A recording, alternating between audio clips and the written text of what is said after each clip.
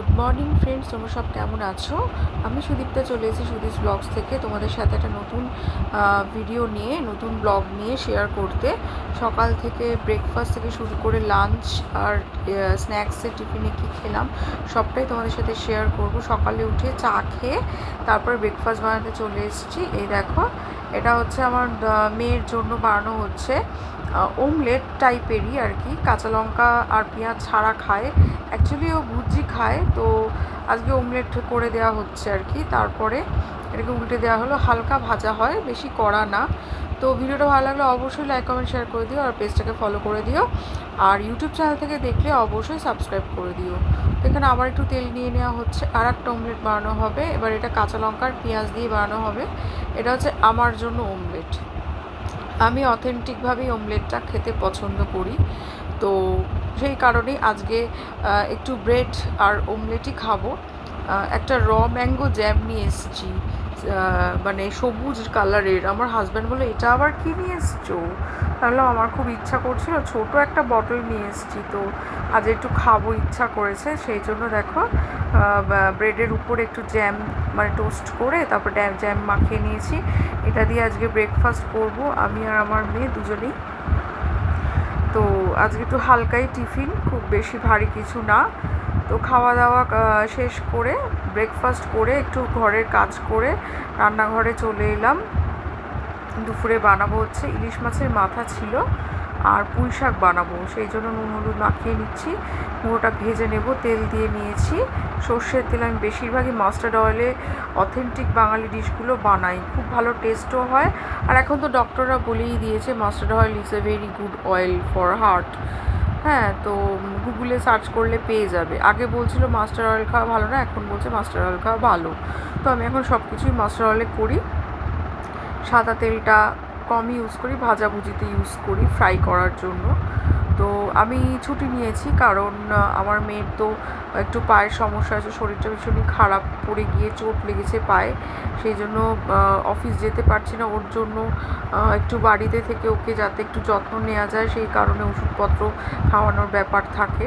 তো এখানে দেখো 5 ফোড়ন দিয়ে দিলাম, শুকনো লঙ্কা দিয়ে দিলাম, আর ওই পুঁই শাকের ডাঁটাগুলো দিয়ে দিলাম। আগে একটু নাড়িয়ে নিয়ে তারপরে বাকিগুলো দেবো আস্তে আস্তে। তো বাচ্চাদের শরীর টরীর খারাপ হলে দেখবে মন মেজাজ ভালোও থাকে না, তো সেই কারণে এরকম সিম্পল রান্না মানে রান্না খাবারেও প্রতিফলনটা দেখাই যায়। যদিও আমার বাচ্চারা বেশ খেতে ভালোই বাসে, তো আগের থেকে একটু বেটারই আছে এখন। তো আবার বলেছে 15 ডেজ আরও আর কি বেড রেস্ট নিতে হবে, তারপরে স্কুল যেতে পারবে পা ঠিক হলে। তো যাই হোক, এইসব নিয়েই চলছে। কুমড়োটা দিয়ে দিলাম, একটু রসুন দিয়েছিলাম, পেঁয়াজ দিয়েছিলাম, ভালো করে নাড়িয়ে নিয়ে এবারে কুমড়ো কেটে রেখেছিলাম সেগুলো দিয়ে দিলাম।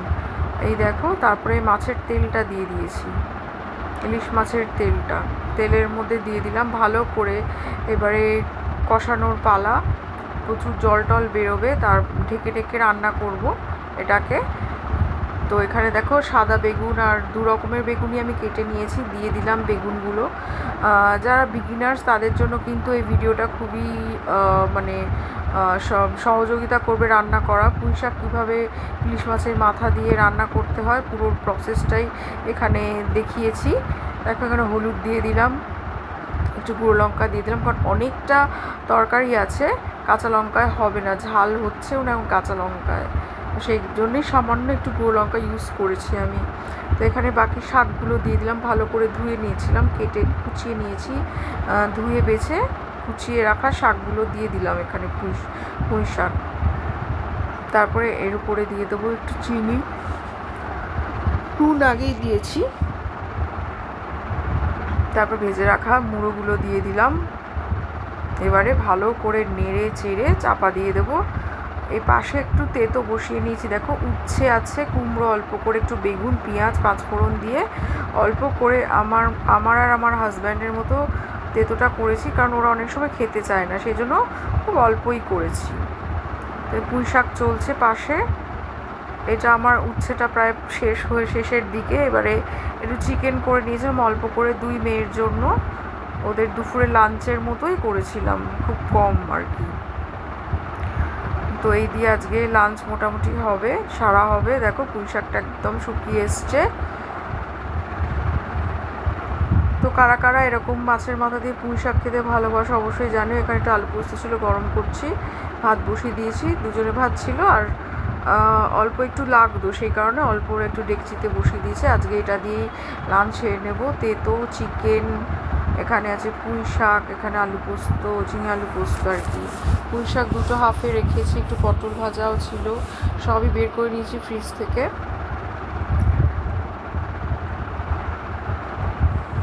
লাঞ্চের থালি সাজিয়ে নিয়েছি মেয়ের জন্য, এটা হচ্ছে আমার মানে বড় মেয়ে খাবে। দেখো তারপরে 1 ঘন্টা পরে একটু ফ্রুটস কেটে দিলাম ওদেরকে, ফ্রুটসটাও খাবে। মোসাম্বি, লেবু, তারপরে নাশপাতি, একটু আম।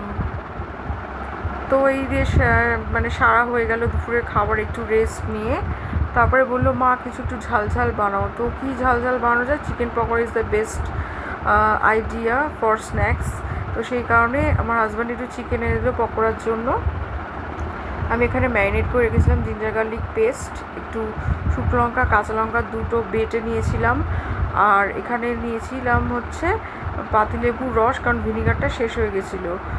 3টে পাতিলেবুর রস দিয়ে, এখন তো পাতিলেবুতেও রস এত কম হয়, মানে সব কিছুতেই ভেজাল চলে এসছে আর কি। তো যাই হোক, তাই জন্য 3টে লাগলো, শুকিয়ে মানে শুকনো শুকনো টাইপের পাতিলেবুগুলো ছিল। তো ম্যারিনেট করে রেখেছিলাম 8 ঘন্টা নুন দিয়ে আর একটু গোলমরিচের গুঁড়ো দিয়ে। তারপর ভেজে নিচ্ছি। দেখো ফার্স্ট ব্যাচ রেডি। একটু লাচ্ছা পেঁয়াজ করে নিয়েছিলাম স্যালাড মতো, বেশ পাতিলেবু দিয়ে ধনে পাতা আর একটুখানি কাঁচা লঙ্কা টিপে দিয়েছিলাম, ব্ল্যাক সল্ট দিয়ে, হেভি লাগে কিন্তু খেতে। তো ভিডিওটা কেমন লাগলো অবশ্যই জানিও। ভিডিওটা ভালো লাগলে অবশ্যই লাইক কমেন্ট শেয়ার করে দিও, পেজটাকে ফলো করে দিও, ইউটিউব চ্যানেল থেকে দেখলে সাবস্ক্রাইব করে দিও। চলো আজকের মতো টাটা বাই।